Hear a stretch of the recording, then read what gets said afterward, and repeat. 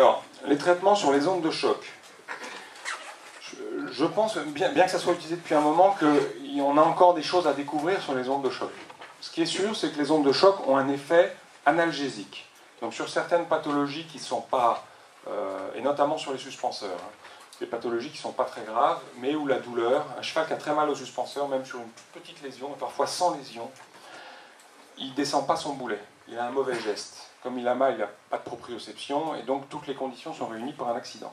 Sur ces chevaux-là, l'onde de choc, l'effet analgésique de l'onde de choc permet de rééduquer le cheval sur un temps très court, et c'est très satisfaisant. Et c'est le seul domaine où on a des études vraiment très fiables, enfin, qui nous disent qu'il y a une vraie indication médicale. Sur les fléchisseurs superficiels, on a moins de recul. Par contre, on a des études qui ont démontré que les ondes de choc détruisaient la trame tendineuse. Et donc, sur un tendon faiblement lésé, ou sur un tendon, faiblement lésé, il faut savoir qu'avec des ondes de choc, on peut fortement abîmer le tendon. Donc, moi, je suis très très prudent sur les ondes de choc, sur les fléchisseurs superficiels. Et notamment avec des machines, alors ce n'est pas le cas de celle du docteur Blanchard, ce qu'on appelle des machines non focalisées, des machines pneumatiques qui envoient des ondes dans tous les sens. Donc même si vous traitez l'insertion de suspenseur, vous traitez tout ce qu'il y a autour, et en fait, les ondes de choc cassent le collagène. Et moi, j'ai vu l'étude, le gars qui a fait cette étude l'a présentée. Quand on voit les coupes histologiques de tendons, il a pris des tendons sains, il les a traités. Ça fait peur, ça fait très peur. Donc, il faut, par contre, si vous avez une cicatrice chronique qui vous emmerde, et que le cheval au travail, ça ne va pas, si vous avez une machine focalisée, eh bien, vous pouvez aller casser cette cicatrice chronique qui est mauvaise et réhabiliter le cheval derrière. Et ça, pour moi aujourd'hui, je n'ai pas l'expérience, lui en fait beaucoup, mais pour moi aujourd'hui, c'est l'indication que je retiendrai pour les ondes de choc sur un fléchisseur. C'est un cheval cicatrisé qui n'arrive pas à retravailler, parce que dès qu'il retravaille, ça chauffe, ça bricole, ça, etc. Tu parlais de l'extension du muscle pour la récupération des tendinites. Quand vous travaillez de piste, et le volant bas là-dessus, il y a un effort en extension souvent. C'est moins traumatisant peut-être que de sauter dans une cicatrisation initiale. Non, j'en pense que du bien. Moi, je pense que du bien de l'épaule en dedans quand elle est bien faite. Et donc voilà, mais bon, pour moi je le rentrerai dans le travail de base qui va avoir lieu dans la reprise du cheval en amont de ce travail sur l'obstacle. Mais oui, tout à fait. J'ai bien compris que les dorsalgies étaient vraiment quelque chose de très important. Et est-ce que de montrer régulièrement un cheval en ostéo peut aider ou de trop manipuler un cheval Alors, bon, trop manipuler un cheval, je pense pas qu'il y ait de souci. Je sais que chez l'homme, notamment en région cervicale, enfin, je dirais que le rapport entre la force musculaire de l'ostéopathe et la résistance ligamentaire chez l'homme est pas forcément en faveur du patient, on va dire, mais chez le cheval, elle est définitivement en faveur du cheval. Et donc, je pense qu'il n'y a pas de contre-indication à montrer un cheval de manière régulière à un ostéopathe, sauf sur ces chevaux qui ont des pathologies cervicales basses, graves. Enfin, je pense que sur les cervicales, il faut quand même être très prudent.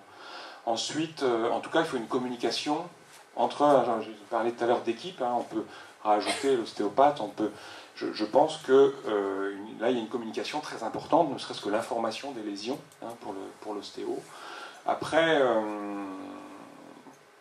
voilà, je crois que là où on a communiqué par rapport à l'ostéopathie, je dirais si on a une approche plus rhumatologique et traditionnelle, c'est sur les indications précises. Et je pense qu'à l'heure actuelle, il y a un travail de fond, on va dire, au niveau de l'ostéopathie qui va nous permettre de mieux comprendre et de mieux serrer. Parce qu'aujourd'hui, on dit ostéo. Déjà, dans l'ostéo, on englobe toutes les médecines un peu parallèles. Que dans l'ostéo, il y a de la médecine manuelle. Il y a des manipulations dites fluidiques, enfin, il y a un certain nombre d'écoles qui n'ont sûrement pas les mêmes indications, et par rapport à ça, à mon avis, on a encore des progrès à faire. En tout cas, je dirais dans le pire des cas, enfin moi je sais que j'ai tendance à envoyer les chevaux sur lesquels j'ai des grosses restrictions de mobilité, un cheval que j'arrive pas à mettre en latéroflexion d'un côté, ou sur lequel j'ai un défaut de flexion lombosacrale, choses comme ça, je vais facilement les envoyer voir un ostéopathe. à tort ou à raison, enfin, c'est un peu le schéma que je me suis fait, puis c'est une chose que j'ai du mal à gérer sinon. Mais tout ça doit sûrement s'affiner. Hein. Et encore une fois, mais par contre, là je suis vraiment convaincu qu'une équitation très fine se rapproche très fortement de l'ostéopathie. Hein. On peut peut-être prendre une dernière question ou deux, et puis s'arrêter compte tenu de ça. Au risque de sembler souligner une banalité, tu parlais tout à l'heure de l'importance d'un harnachement pour ce qui est des dorsalgies, mais je voulais juste souligner que dans le harnachement, il fallait absolument inclure la qualité de la selle, et pas seulement les qualités intrinsèques de la selle, mais l'adéquation de la selle au dos du cheval, et que ça, les professionnels que nous sommes, on voit rarement les chevaux avec leur selle, on voit rarement les chevaux avec leur selle et leur tapis, et qu'il y a des très bonnes selles et des très bons chevaux, et qu'il ne suffit pas forcément toujours de... Enfin, il faut se méfier des artefacts de protection qu'on peut avoir à multiplier le nombre de tapis sous une selle. Et que ça me paraît être vraiment essentiel. Et de pouvoir les vérifier, et de vérifier... Voilà, je pense que ça, il faut vraiment y penser. J'adhère totalement à ce que tu dis. La fatigue des garnitures, les différentes postures, etc.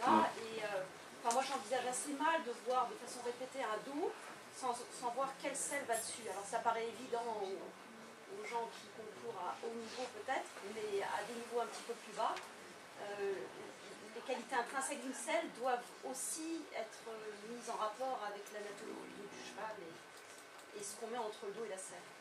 Il y a des selles qui posent très très bien sur des dos sans tapis et qui, à la faveur de rajout de 1, 2 ou 3 tapis, quels que soient les amortisseurs qu'on choisisse, arrive à plonger sur le trousquin, plonger, et ça crée des pathologies récurrentes, et on peut toujours infiltrer un dos et traiter un dos, et gymnastiquer un cheval tant que la selle ne pose pas bien sur le dos. Il y a une étude qui a été faite, l'étude des amortissements, hein, avec une selle nue, et puis ensuite avec différents tapis. Il a été prouvé que la qualité maximale d'amortissement d'une selle était sans tapis. Ouais. Ça, on le voit très bien en faisant une selle sur le dos d'un cheval et en faisant l'étude des surfaces de contact, en demandant aux gens d'amener les tapis. Les cavaliers n'utilisent pas toujours les mêmes tapis, en fonction des jours, des épreuves, etc. Et on voit des orientations de selle qui changent complètement sur le dos du cheval sur lequel elles sont utilisées, et que ça mène à l'échec des thérapeutiques quelles qu'elles soient. Et ça, c'est intéressant que les cavaliers puissent amener les selles lors des consultations.